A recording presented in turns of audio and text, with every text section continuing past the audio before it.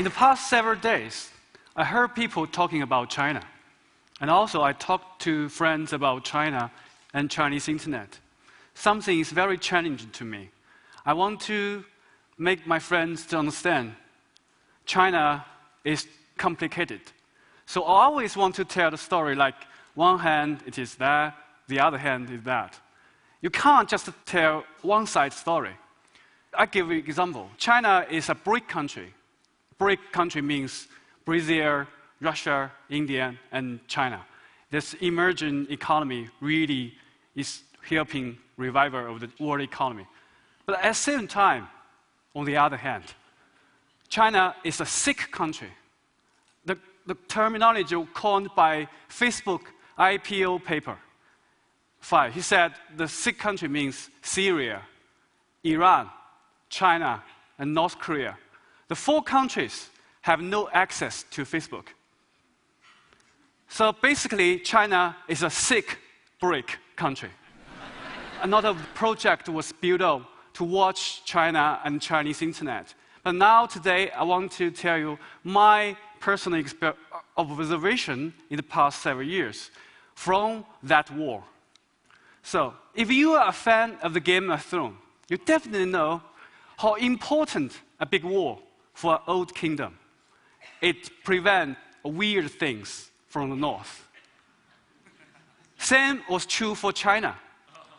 In the north, there was a great war, Changcheng. It protected China from invaders for 2,000 years. But China also has a great firewall. That's the biggest digital boundary in the whole world. It's not only to defend Chinese regime from the overseas, from the universal value, but also prevent Chinese own citizens to access the global free internet, and even separate themselves into blocks, not united. So basically, internet has 2 internets. One is the internet, the other is the ChinaNet. But if you think the ChinaNet is something like a dead land, wasteland, I think it's wrong. But we also use very simple metaphor, the cat and the mouse game, to describe in the past 15 years the continuing fight between Chinese censorship, government censorship, the cat, and the Chinese internet users.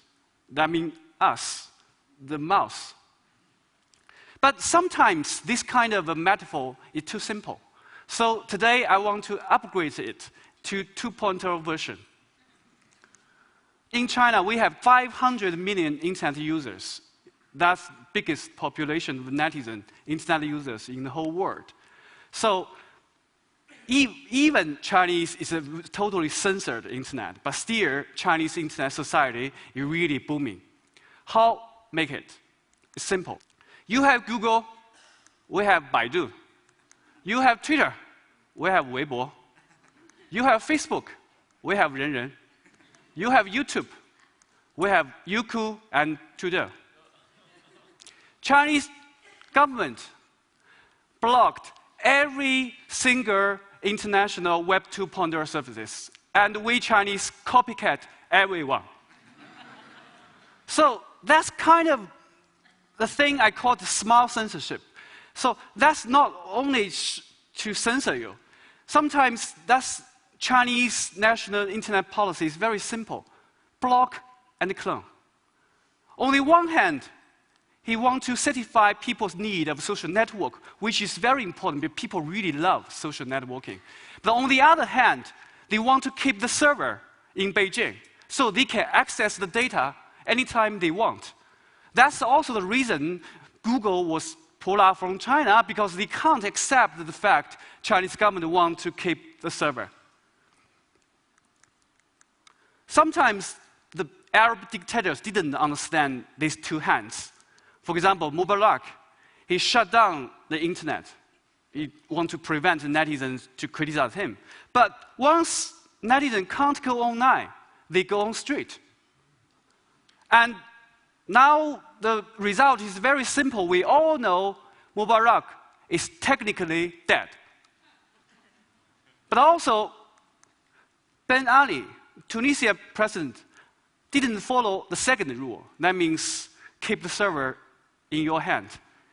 He allowed Facebook, a US-based service, to continue to stay on inside Tunisia. So he can't prevent his own citizens to post critical video against his corruption. The same thing happened. He was the first to topple it during the Arab Spring. But those two very smart national censorship policy didn't prevent Chinese social media become a really public sphere, a battlefield of public opinion, and the nightmare of Chinese officials. Because we have 300 million microbloggers in China. It's the entire population of the United States. So when these 300 million people, microblogger, even they blog the tweet in a censored platform, but itself is China-led, but itself can create very powerful energy, which has never happened in the Chinese history. 2011, the July, 2 Beijing trains crashed in Wenzhou, a southern city. Right after the train crash, authorities literally want to cover up the train, bury the train. So it angered Chinese netizens. The first 5 days after the train crash, there were 10 million criticism of the posting on the social media, which never happened in Chinese history.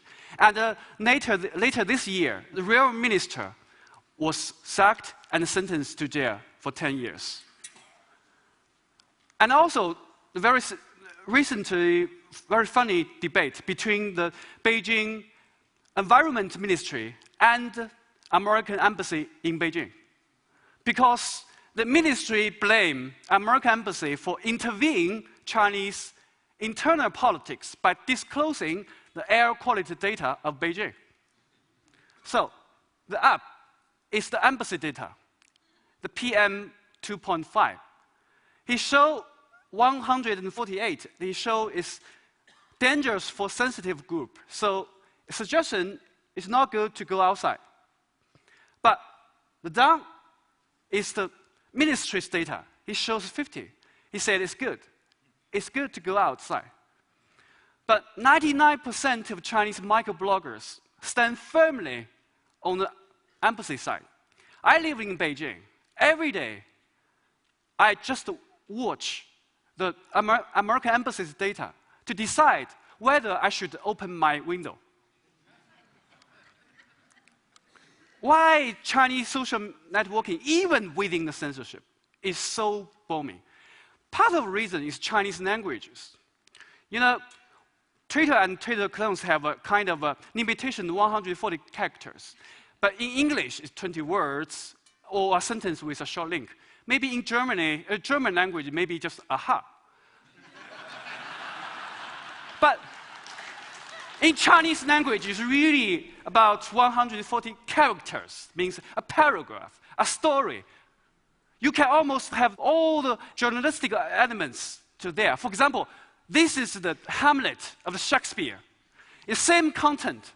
You can see exactly one Chinese tweet is equal to 3.5 English tweets. Chinese is always cheating, right? So because of this, Chinese really regard this microblogging as a media, not only headline to media. And also, the clone. Sina Company is the guy who cloned the Twitter. And they even has their own name with Weibo. Weibo is Chinese translation for microblog. It has own the innovation at the commenting area, make the Chinese Weibo more like Facebook rather than original Twitter. So these innovations and the clones as the Weibo and the microblogging, when they come to China in 2009, they immediately become the media platform itself. It become a media platform of 300 million readers. It become the media. If anything not mentioned in Weibo, it does not appear to exist for Chinese public. But also, Chinese social media is really changing Chinese mindset and Chinese life. For example, they give the voiceless people a channel to make your voice heard. we had a petition system. It's a remedy outside the judicial system. Because Chinese central government want to keep a myth. The emperor is good, but all the local officials are thugs. So that's why the petitioner, the victims of the peasant, went to take the train to Beijing to petition to central government, the emperor want to settle the problem. But when more and more people go to Beijing, they also cause the risk of revolution. So they sent them back recent years. And even some of them were put into black jail. But now we have the Weibo, so I call it Weibo petition. People just use the cell phone to tweet.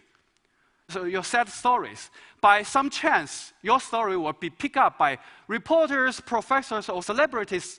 One of that is Yao Chen.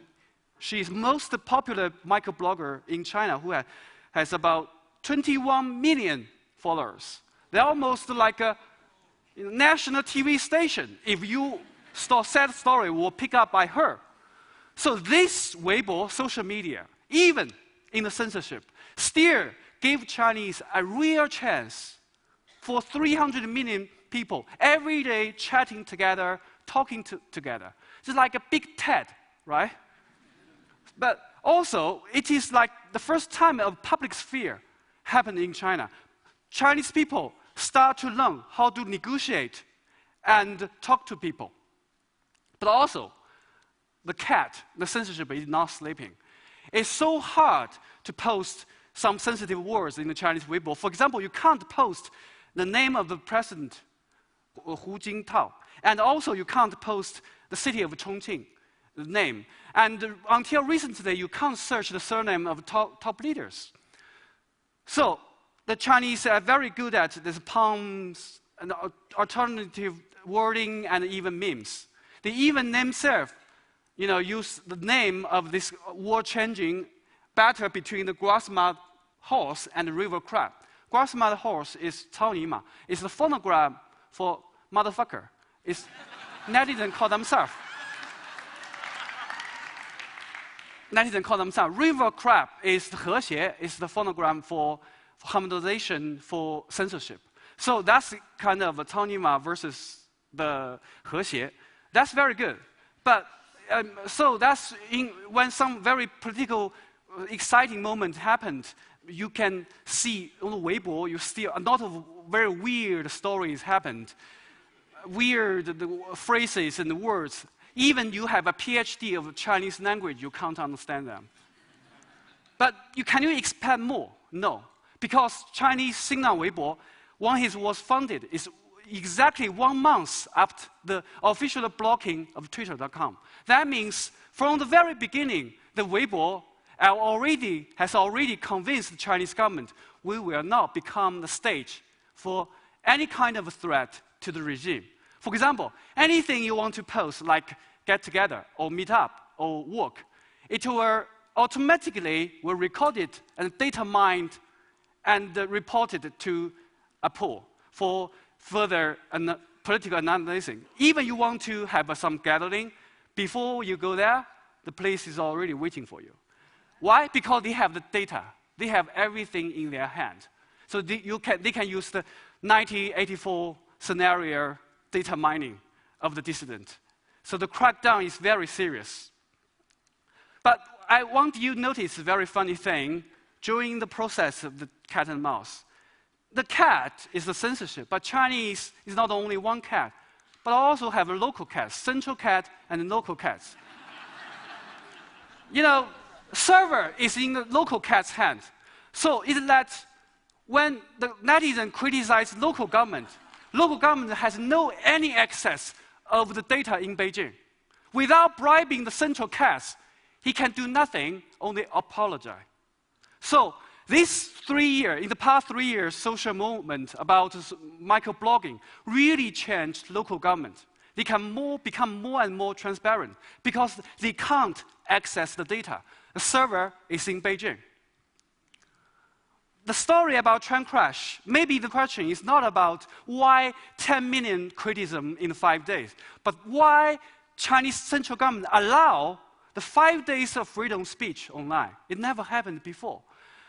answer is very simple. Because even the top leaders was fed up with this guy, this independent kingdom, so they want an excuse. So public opinion is very good excuse to punish him.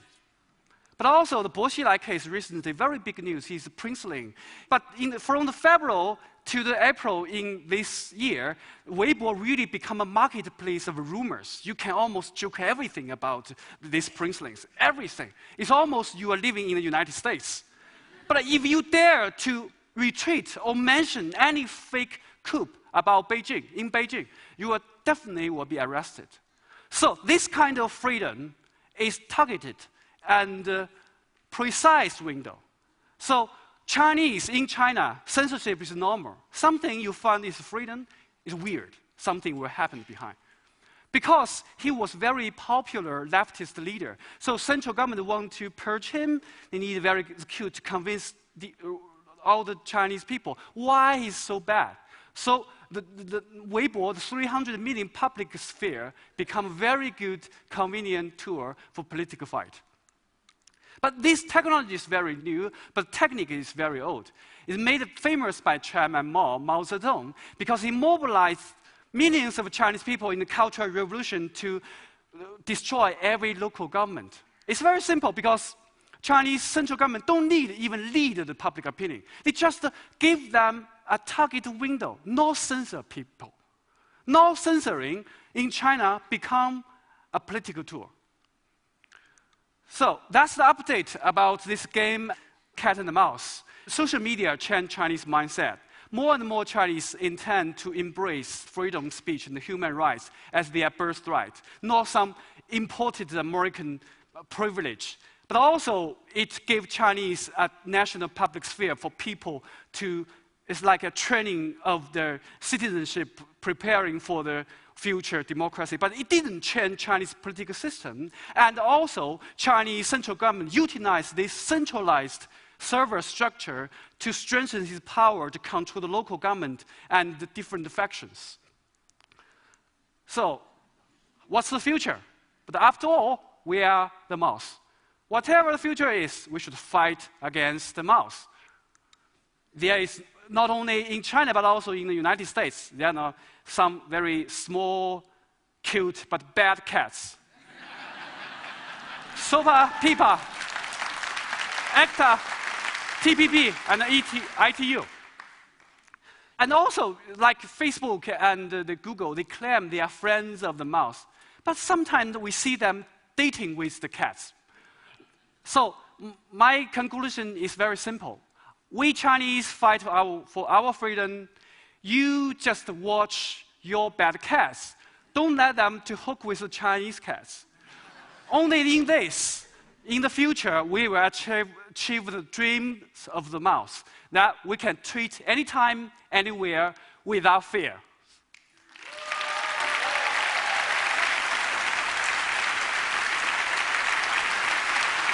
Thank you.